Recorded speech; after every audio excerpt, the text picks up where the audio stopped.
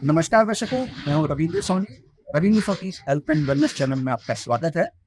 आज हम चर्चा करने जा रहे हैं बहुत सारे जो हमारे टेस्ट होते हैं, पैथोलॉजिकल टेस्ट होते हैं, जिनसे कि हमारे शरीर की बहुत सारी बीमारियां हम डिटेक्ट कर पाते हैं। हमारे अंदर शरीर में क्या कुछ चल रहा है, उन टेस्ट से हमें पता चलता है। लेकिन समटाइम्स ऐसा होता है कि जो रूटीन टेस्ट होते हैं, उनसे बहुत सारी चीज़ें सामने नहीं आ पाती और यही वजह होती है कि कोई जो डिजीज़ होती है, जब बहुत बढ़ जाती है, तब हमको उसके बारे में पता चलता है।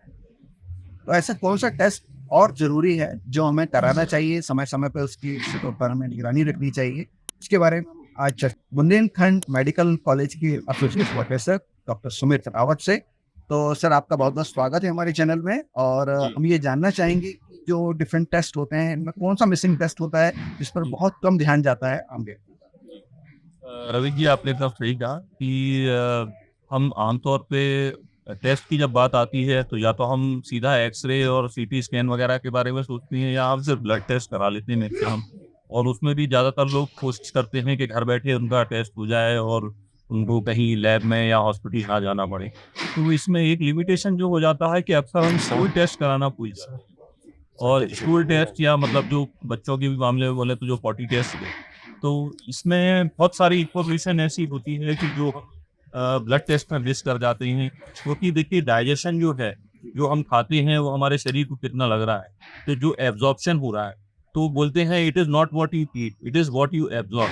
मतलब आपने उसमें से क्या पोषक तत्व एब्जॉर्ब करे हैं, उस पे आपकी पूरी बॉडी की हेल्थ डिपेंडेंट होती है। कि जो आपका हेल्थ का एक्चुअल एस्टिमेट है, वो जो आपका डाइजेशन चल रहा है, उसके बिना जो है आपको कोई भी टेस्ट आप करा लें, जानकारी जो है वो अधूरी रह जाएगी। ये इसलिए बहुत इम्पोर्टेंट है।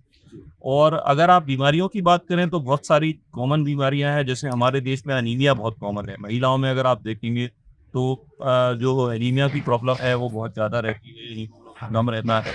तो इसलिए भी जो आयरन होता है, आयरन हमारी डाइट में पर्याप्त मात्रा में मौजूद होता है। मेन प्रॉब्लम आती है एब्जॉर्प्शन की, आयरन जो है एब्जॉर्ब नहीं हो रहा। दूसरा क्या हो रहा है कि जो स्टूल है उसमें आरबीसी या ब्लड पास हो रहे हैं और हमको मालूम ही नहीं है।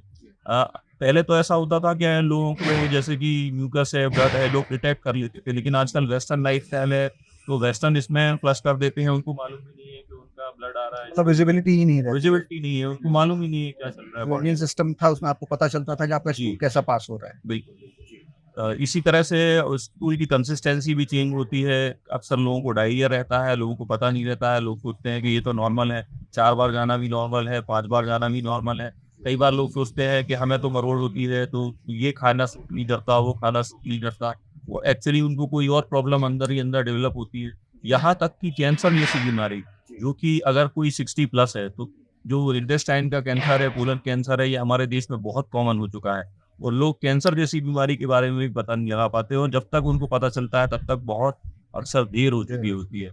तो एक स्टूल टेस्ट अगर आप करा लेंगी और उसमें अगर आपका पता चल रहा है कि पस सेल्स आ रहे हैं, अगर कोई कैंसर सेल्स आ रहे हैं और अगर उसमें ब्लड आ रहा है, तो आपको ये पहले से चेतावनी मिल जाती है कि आप प्रॉपर अपना चेकअप करा लें और तो जो सर, है। आपने जैसे बताया कि पस सेल्स और कैंसर सेल्स के बारे में आपने बता रहे हैं, जी, इसके अतिरिक्त और कौन-सी चीज़ें हैं जो इसमें डिटेक्ट हो सकती जी, एक तो इसमें ब्लड पता चल जाता है। अगर ब्लड विज़िबल मात्रा में नहीं है, अगर मान लीजिए थोड़ी-सी मात्रा में ही आरबीसी आ रहे हैं, तो वो भी जी स्टूल टेस्ट से उसमें पता चल जाता है। अगर इंडाइजेशन है, जैसे कि फैट एब्ज़ॉर्प्शन की बहुत सारे लोगों को प्रॉब्लम होती है और अक्सर ऐसे ही लोग होते हैं जिनका कोलेस्ट्रॉल हाई होता है। जी। क्योंकि क्या होता है कि फैट की एक पूरी साइकिल होती है। फैट जो होता है बाइल एसिड से जो है बाइल एसिड में कोलेस्ट्रॉल भी मिला होता है, उससे डाइजेस्ट होता है और डाइजेस्ट होके इसका रीअपटेक होता है और फिर फाइनली इसका एक्सक्रीशन होता है। तो अगर फैट जो है या कोलेस्ट्रॉल, अगर आपका बुरा वाला कोलेस्ट्रॉल एक्सक्रीट नहीं हो पा रहा, शरीर से बाहर नहीं खिंच पा रहा, तो इन अ तो वे आप ये कोलेस्ट्रॉल। कहना चाह रहे हैं कि इससे आपके जी, हार्ट की हेल्थ के बारे में आपकी भी आप हार्ट की हेल्थ और आपकी ब्लड वेसल की हेल्थ, आपका ब्लड प्रेशर, बहुत सारी चीज़ें इससे आपसी कोरिलेटेड है। आप अक्सर देखेंगे कि जिन लोगों को कॉन्स्टिपेशन रहता है,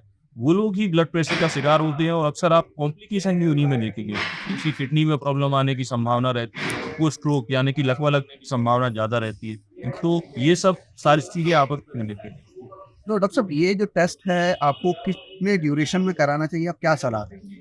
मैं ये बोलता हूँ कम से कम साल में 1 बार, अगर आप पूरी तरह से नॉर्मल फ़ील कर रहे हैं तो साल में 1 बार करें। अगर एक्चुअल कुछ प्रॉब्लम चल रही है तो आप 6 महीने, 3 महीने में भी करा सकती हैं। जी। और बच्चों के केस में भी मैं बोलूँगा कि आमतौर पे लोग बच्चों की हेल्थ को निगेट करते हैं, तो बच्चों के केस में भी बीपीएमएस टूल टेस्ट आपको साल 2 साल में 1 बार ज़रूर कराना चाहिए। जी। तो बहुत बहुत धन्यवाद डॉक्टर साहब। और दर्शकों, जैसा कि डॉक्टर साहब ने बताया कि स्टूल टेस्ट कितना इम्पोर्टेंट है और कब कब इसको हमें कराना चाहिए, और इससे कैंसर जैसी बीमारी का भी हम अर्ली डिटेक्शन कर सकते हैं। साथ ही डॉक्टर साहब ने ये भी बताया है कि इससे आपके हार्ट की हेल्थ क्या चल रही है उसके बारे में पता चलता है, ब्लड वेसल्स आपके स्वस्थ हैं कि नहीं उसके बारे में पता चलता है। बाकी और जो चीज़ें हैं डॉक्टर साहब ने आपको डिस्कस की ही हैं, आप इस वीडियो को जब आप पूरा देखेंगे तो आप समझ पाएंगे। आज के एपिसोड में बस इतना ही। बहुत बहुत thank you very much sir.